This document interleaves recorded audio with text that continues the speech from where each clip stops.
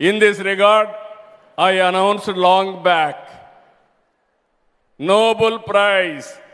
Those who are winning in quantum computers, you are going to get 100 crore prize. This is my offer. This offer stands still even today. Chandrababu గారు, ఈ 100 కోట్లు మన Nobel prize కి 100 కోట్లు మీ ఐడియానా లేక లోకేష్ బాబు ఐడియానా లేక కళ్యాణ్ కుమార్ గారు ఐడియానా? ఎవరిది సార్? ఒకవేళ మీదైతే మీరిక రాజకీయాలకు శాశ్వతంగా స్వస్తి చెప్పచ్చు, మీ రిటైర్మెంట్కి టైం అయింది అని అర్థం. ఒకవేళ లోకేష్ బాబుది కానీ కళ్యాణ్ కుమార్ది కానీ అయ్యింటే వాళ్ళకి సైన్స్ మీద పరిజ్ఞానం శూన్యం అని అర్థం సార్. నోబెల్ ప్రైజు ఎందుకు సార్ ఇస్తారు?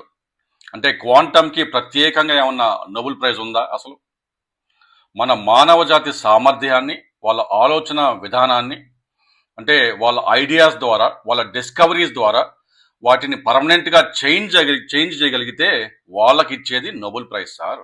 అంటే సైన్స్లో, కెమిస్ట్రీ, మెడిసిన్ అండ్ ఫిజిక్స్లో వాళ్ళ డిస్కవరీస్ అంటే ప్రపంచవ్యాప్తంగా అవి వ్యాలిడేట్ అయిన తర్వాత ఎన్నో స్క్రూటినీ, ఎన్నో 20 సంవత్సరాల నుంచి 30 సంవత్సరాలు ప్రపంచవ్యాప్తంగా ఎన్నో క్లిష్టమైన టెస్టుల్లో వాటిని ప్రూవ్ చేసుకుంటూ వస్తే వాళ్ళకి ఇచ్చేది నోబెల్ ప్రైజ్ సార్.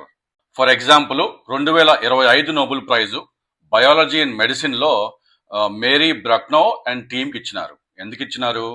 వాళ్ళు మన బాడీలో ఉండే టీ సెల్స్లో మన ఇమ్యూన్ సిస్టమ్కి, ఫర్ ఎగ్జాంపుల్ ఏమైనా రోగం వచ్చినప్పుడు ఆ ఇమ్యూన్ సిస్టమ్ని అటాక్ చేసే సెల్సే కాదు, పీస్ కీపర్ సెల్స్ అంటే టీ రెగ్యులేటరీ సెల్స్ కూడా ఉంటాయని చెప్పి దాని మీద 2000 నుంచి ఇయర్ 2000 నుంచి వాళ్ళు రీసెర్చ్ చేస్తూ వస్తుంటే దాని మీద ఈ టీ రెగ్యులేటరీ సెల్స్ని వాళ్ళు అనేకమైన టెస్టుల్లో ప్రూవ్ చేస్తూ వస్తుంటే వాళ్ళకి 2025లో ఇచ్చిన నోబెల్ ప్రైజ్ సార్.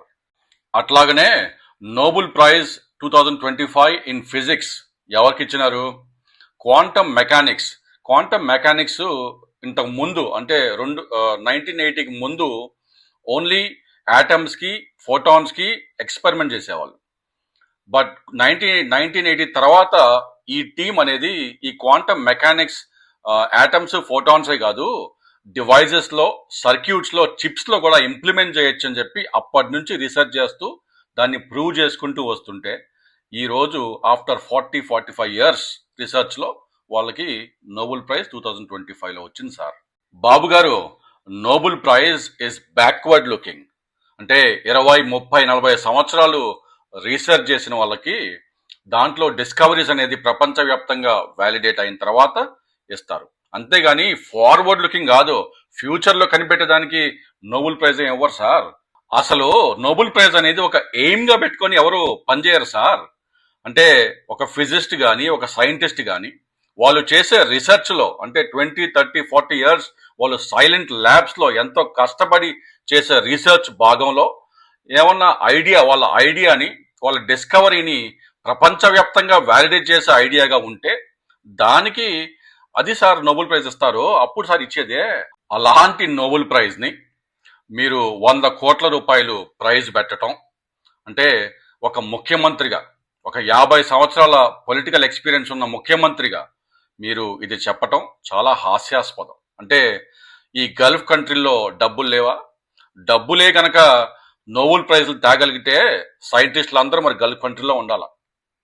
మరి మీకు తెలీదు అని నేను అనుకోను, కానీ తెలిసి చేసుంటే ఇది ప్రజల్ని మోసం చేసినట్టే.